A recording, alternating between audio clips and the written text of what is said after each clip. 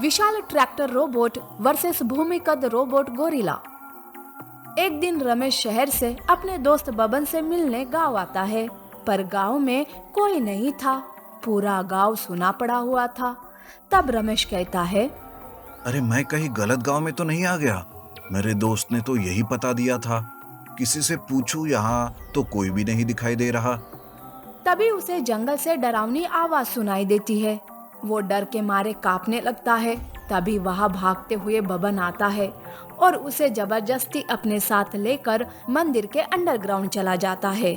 तब रमेश कहता है, अरे बबन, ये सब क्या है? यहाँ मुझे क्यों लेकर आया?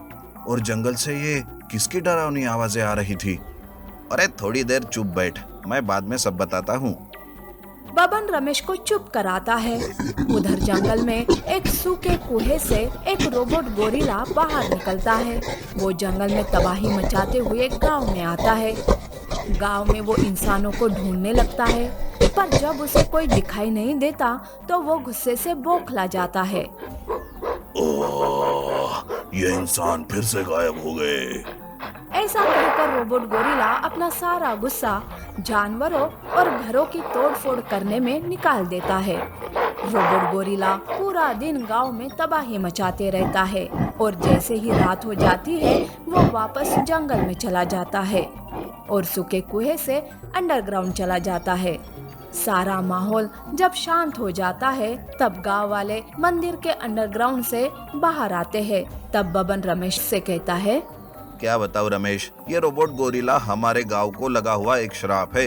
रोबोट गोरिल्ला हर अमावस्या के दिन गांव में आता है, इसलिए हम मंदिर के एक अंडरग्राउंड में छुप कर रहते हैं। रोबोट गोरिल्ला की हिम्मत नहीं है कि वो किसी मंदिर पर हमला करे। लेकिन दोस्त, ऐसे कब तक चलेगा? कब तक तुम सब इस रोबोट गोरिल्ला के आतंक में जियोगे? अब कुछ नहीं, मैं ही इस रोबोट गोरिल्ला का किस्सा हमेशा हमेशा के लिए बंद कर देता हूँ। अरे आज तक इस रोबोट गोरिल्ला का कोई कुछ नहीं बिगाड़ पाया, तो तुम क्या कर लोगे? वो कुछ नहीं, यहाँ कुछ दिन आराम करो और वापस अपने शहर चले जाओ। हमें हमारे हाल पर छोड़ दो भाई। बबन रमेश को कुछ न करने के लिए कहता है। रमेश कुछ दिन गांव में रहकर वापस शहर चला जाता है। रमेश अपने दोस्तों से मिलकर एक ट्रैक्टर रोबोट बनाता है और अमावस्या दिन का राह देखते रहता है। आखिरकार अमावस्या के दिन रमेश ट्रैक्टर रोबोट लेकर गांव आता है। तब रमेश सारे गांव वालों से कहता है, आज आप सबको कहीं छुपने की जरूरत नहीं। आने दो आज उस रोबोट गोरिल्ला को। मेरा ट्रैक्टर रोबोट भी उसे अच्छा मजा चखाएगा। ट्रैक्टर रोबोट को देखकर गांव वालों को तसल्ली मिलती है। उस दिन सारे गांव वाले रोबोट गोरिल्ला के आने का इंतजार करते रहते हैं।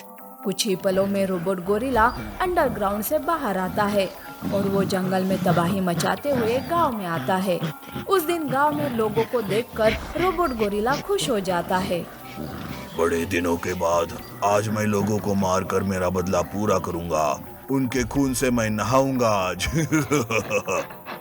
तब गोरिल्ला लोगों पर हमला करने जाता है कि तभी ट्रैक्टर रोबोट गोरिल्ला को रोक देता है। तब उन दोनों के बीच लड़ाई शुरू हो जाती है, पर उस लड़ाई में गोरिल्ला रोबोट ट्रैक्टर रोबोट को हरा देता है और उसे उठाकर दूर फेंक देता है। ट्रैक्टर रोबोट अब कुछ नहीं कर पा रहा था। लोग तो डर के मारे इधर उधर भागने लगते हैं। तब बबन रमेश से कहता है, ये क्या कर दिया रमेश? अब ये गोरिल्ला रोबोट हम सबको मार देगा। हे भगवान, अब तू ही हमारा सहारा है। बबन भगवान से प्रार्थना कर रहा था तो गोरिल्ला रोबोट हंसते हुए लोगों पर वार कर रहा था।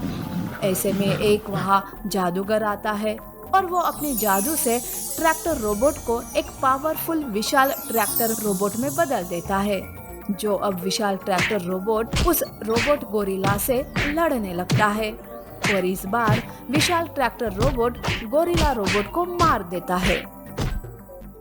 विशाल ट्रैक्टर रोबोट गोरिल्ला को लेकर उसी सूखे कुएं के अंडरग्राउंड में फेंक देता है और जादूकर उस कुएं को मंत्रों से बंद कर देता है ताकि वो गोरिल्ला रोबोट वापस गांव न आ सके।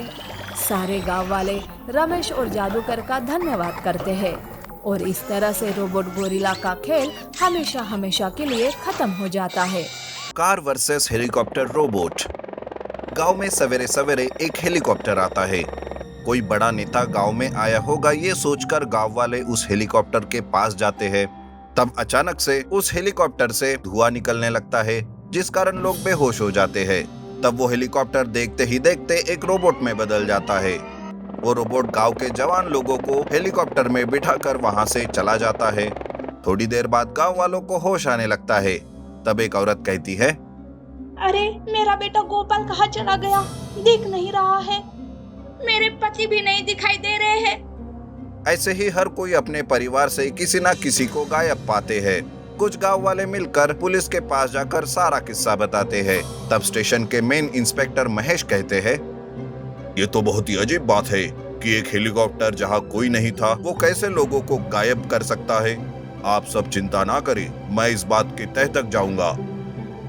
इस तरह से गांव वालों को इंस्पेक्टर महेश की बातों से तसल्ली मिलती है। वो सारे घर वापस आते हैं। दूसरे दिन फिर से दूसरे गांव में ये सब कुछ होता है। अब हर रोज दूसरे गांव से लोगों के गायब होने की बातें सामने आने लगती है। ऐसे ही कुछ हफ्ते बीत जाते हैं। इंस्पेक्टर महेश हताश हो चुके थे। उन्हें कुछ समझ नहीं आ रहा था कि किस तरह इस मामले को सुलझाया जाए। तभी वहां हितेश अपने लैपटॉप के साथ आता है और कहता है, इंस्पेक्टर महेश, मैं आ गया हूँ ना। अब सारे गायब लोग मिल जाएंगे और वो हेलीकॉप्टर भी। दरअसल मुझे आपकी मदद के लिए भेजा गया है। हितेश और इंस्पेक्टर महेश दोनों भी इस मामले पर काम करना शुरू करते हैं। हितेश अपने लैपटॉप पर कुछ करता है और इंस्पेक्टर महेश से कहता है, सुनो इंस्पेक्टर महेश, मैंने लैपटॉप में एक प्रोग्राम बनाया है जिससे हमें यहाँ बैठकर ही उस हेलीकॉप्टर का पता चल जाएगा। अरे 7 दिनों से मेरे हाथ कुछ नहीं लग रहा है और तुम एक ही दिन में मामला सॉल्व करने की बात कर रहे हो, वो कैसे भला?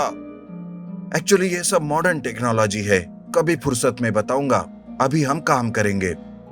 दरअसल हितेश के पास एक ड्रोन था। हितेश उसे आसपास के गांव पर नजर रखने के लिए भेजता है और जैसे ही हेलीकॉप्टर पास के गांव में आता है तब ड्रोन हेलीकॉप्टर से सिग्नल भेजता है, जो सिग्नल हितेश को लैपटॉप में मिलते हैं। तब हितेश खुशी से कहता है, मिल गया हेलीकॉप्टर, चलो आज उस हेलीकॉप्टर की गुत्थी सुलझा ही लेते हैं।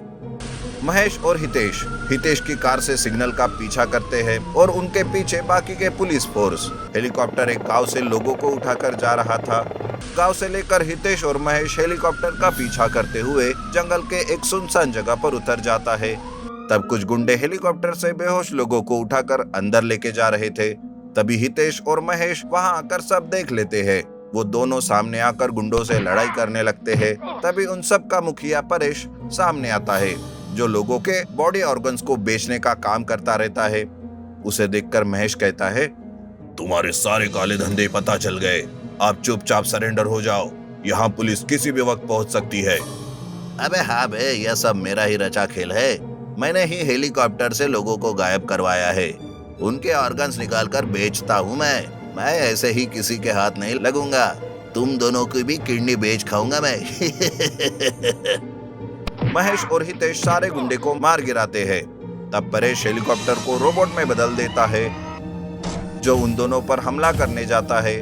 लेकिन तभी इंस्पेक्टर महेश कहता है, अरे हितेश, अब इस रोबोट का सामना कैसे करें, ये तो हमें चुटकी में मसल देगा। अरे इंस्पेक्टर महेश, घबराओ मत, इसके लिए मेरे पास भी एक तोड़ है। तभी हितेश भी अपने कार को रोबोट में बदल देता है। अब दोनों रोबोट में भयानक लड़ाई शुरू हो जाती है। हितेश का रोबोट हेलीकॉप्टर रोबोट से ताकतवर था। इस लड़ाई में हेलीकॉप्टर रोबोट को कार रोबोट ढेर कर देता है। तभी थोड़ी देर में पुलिस फोर्स भी उस जगह पहुंच जाती है और पुलिस परेश को पकड़ लेती है और जितने भी लोग कैद थे उन्हें उनके घर पहुंचा दिया जाता है। इस तरह से ऑर्गन बेचने वाले गैंग का पर्दाफाश हो जाता है।